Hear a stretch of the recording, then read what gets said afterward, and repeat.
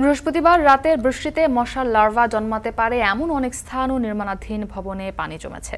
সেগুলো অপসারণে কোনো কার্যক্রম আছে কিনা সেই খোঁজ রাখছেন দেবরাজ। রাজধানীর বংশাল এলাকা থেকে যুক্ত হয়েছেন তেজি দেবরাজ। বৃহস্পতিবার রাতের বৃষ্টি নগরবাসীকে খানিকটা স্বস্তি দিয়েছে, তবে এই বৃষ্টির কারণে জমে থাকা যে পানি সেখানে নতুন করে লার্ভা বাড়ছে কিনা কি দেখছেন, এবং এই পানি পরিষ্কারে কোনো তদারকি কি আপনার চোখে পড়েছে কিনা?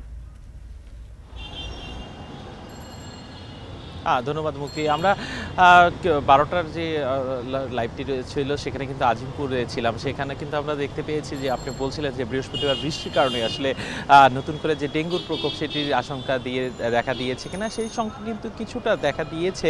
আমরা দেখতে পেয়েছি যে সিটি কর্পোরেশনের যারা পরিচ্ছন্নতা কর্মী রয়েছে তারা কিন্তু তাদের সেই কার্যক্রম পরিচালনা করছে। আমরা সেখানকার কাউন্সিলরের সাথে কথা বলেছি। আমরা এখন এই মুহূর্তে আছি বংশালে। এখানে একটি সিটি কর্পোরেশনের ময়লার একটি ডাম্পিং স্টেশন করা হচ্ছে এবং সেখানে বৃষ্টির ফলে আমি যদি একটু দেখাই, এই জায়গাটাকে কিন্তু আপনার যে পানি জমে আছে সেই পানি জমার এখানে কিন্তু মশার কিছু ছোট ছোট লার্ভা কিন্তু আমরা দেখতে পাচ্ছি। এখানে আমরা কথা বলেছি যারা নির্মাণাধীন কাজ করেছে তাদের সাথে, তারা কিন্তু বলেছে যে এই পানি আসলে বৃষ্টির কারণে জমা হয়েছে এবং সেই জমা পানি থেকে কিন্তু এক ধরনের মশা তৈরির যে আশঙ্কা সেখানে কিন্তু এখানকার যারা স্থানীয় বাসিন্দারা রয়েছে তারা কিন্তু আশঙ্কা প্রকাশ করেছে।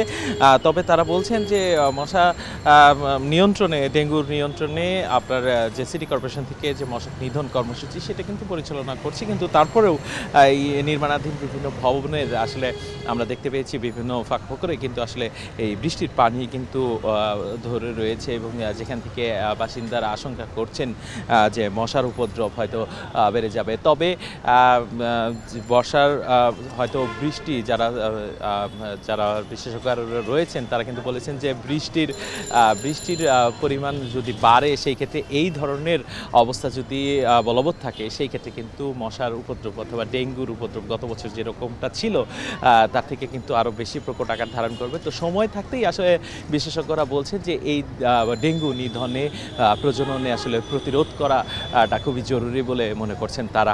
তো মুক্তি রাজধানীর বংশাল থেকে এই নির্মাণাধীন একটি স্থাপনার এই পানি জমার উৎস থেকে আমাকে সর্বশেষ তথ্য আপনাকে জানাচ্ছি। জমে থাকা বৃষ্টির পানি পরিষ্কারের খোঁজ খবর জানাচ্ছিলেন সহকর্মী দেবরাজ। এবারে দেশের বাইরে